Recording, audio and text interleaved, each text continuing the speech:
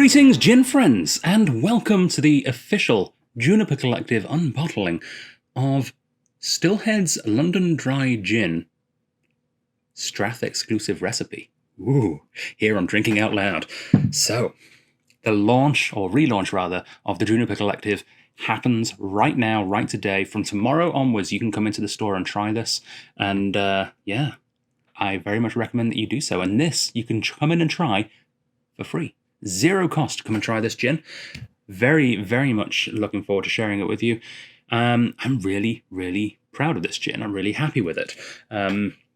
So I've chosen a couple of gins to kickstart this club, partially as a bit of cross-promotion with of course, our biggest club, the Dram Association, our whiskey club, where we're actually releasing 5 single-cask whiskies this year to celebrate our 20th anniversary. And both of the gins tie in a little bit, actually very much, with those 5 releases. And this is not only a special tie-in because we actually have a single-cask Stillhead rye coming our way very soon. In fact, here's the sample bottle that I just said yes to.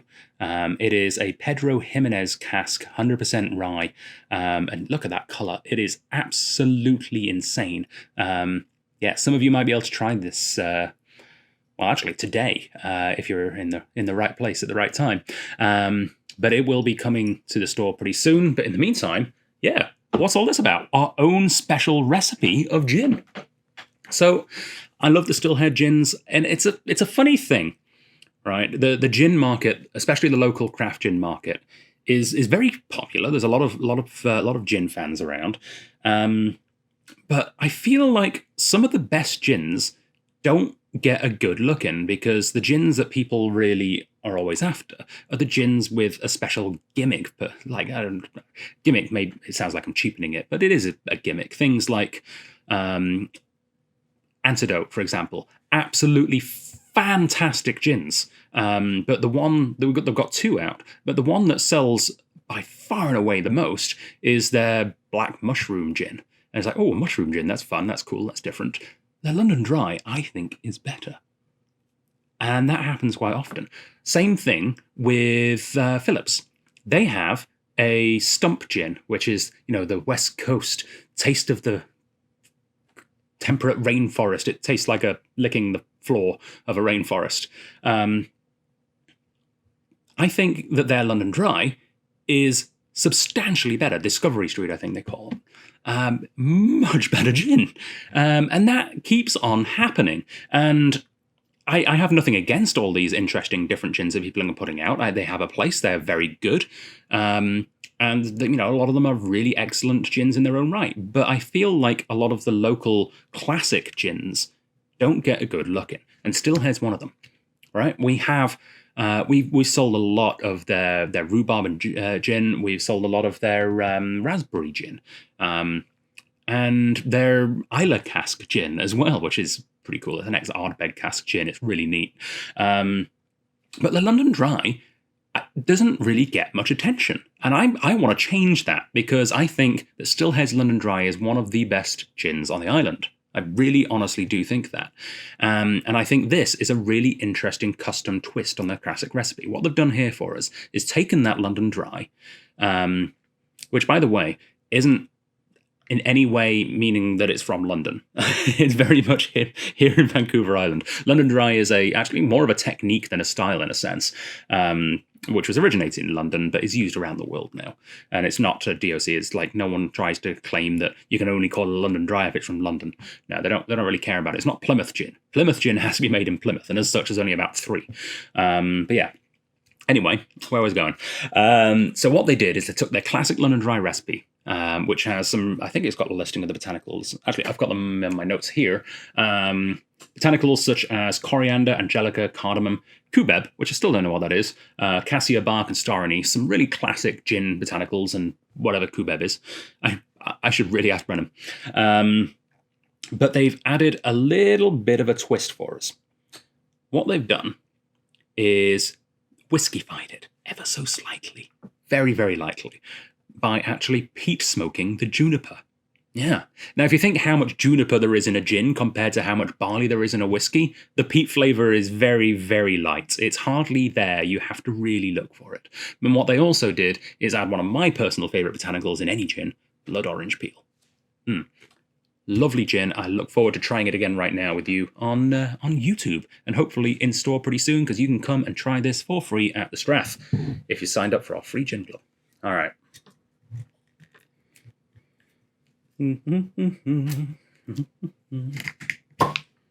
So 100% grain spirit. This is wheat base, I believe. Actually, does it say? German copper still wheat spirit. Yes, wheat-based spirit. Very nice. And oh yeah, just super traditional feeling nose on a gin. Like this would be at home in any of the classic gin recipes. And by classic gin recipes, I mean any gin recipe that was around before the 80s. You could use this gin in that. Oh, yeah. It's nothing wild. It's nothing different. The smoke is like hard. Honestly, if I didn't know that the juniper had been peat smoked, I probably wouldn't be able to pick it. There's a very light earthiness to the nose. But that blood orange does come through. Did I mention the peat is from the island here? They used Shawnigan Lake peat. Cool, right? All right.